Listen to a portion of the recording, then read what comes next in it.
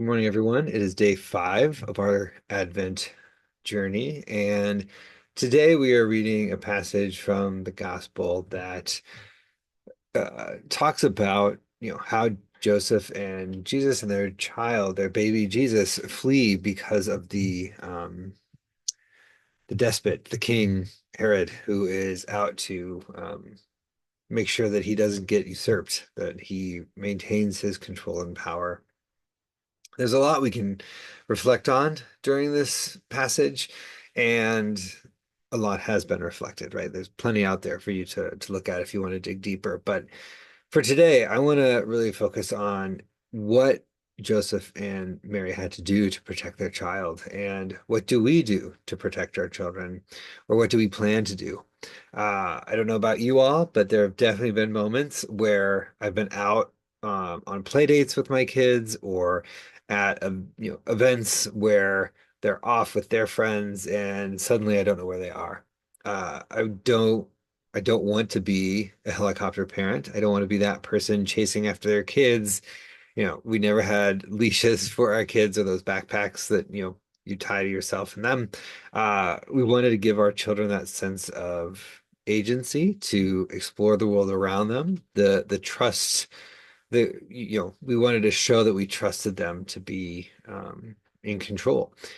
And also helping them understand, don't talk to strangers, be aware of your surroundings, all of those things. But there are still moments, especially with my youngest, my 8-year-old. As soon as she could walk, she was testing the limits of how far she could get away from us. And I loved it. It was funny at the time because I could outrun her. But now she's pretty athletic and she's pretty speedy, and she's still very adventurous, and wants to be able to explore where she feels she needs to explore. And so I'm constantly reflecting, and talking with my partner about how do we keep our children safe? What's the technology we can use? What's the life lessons that we can instill and give them so that they feel confident that they can manage a new situation on their own? My 10-year-old is a fifth grader. That's pretty common for our elementary school to have kids walking by themselves, and it's kind of a badge of pride amongst her friends when they get to walk by themselves. And so there's a lot out there for us to have to navigate with our kids.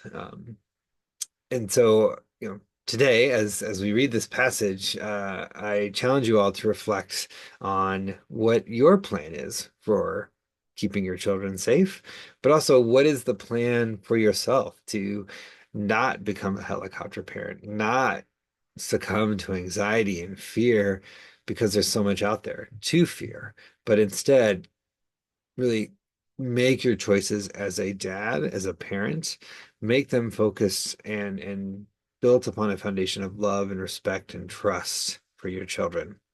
So as you reflect today, think about that. Um, how do you keep your family safe? And how do you keep yourself from succumbing to the fears so that you are reacting rather than responding, that you are, again, reacting to the world around you rather than owning the trust and the respect that you have in your family? And share. We'd love to hear some examples. Have a good day, everyone. Peace.